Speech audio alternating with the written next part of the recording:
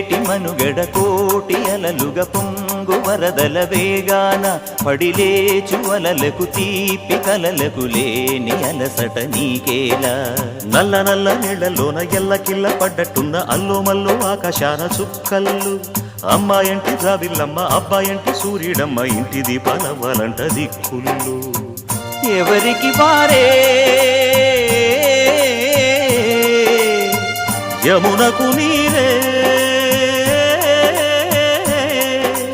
రేవు నీరు నావదంట నావతోడు రేవుదంట పంచుకుంటే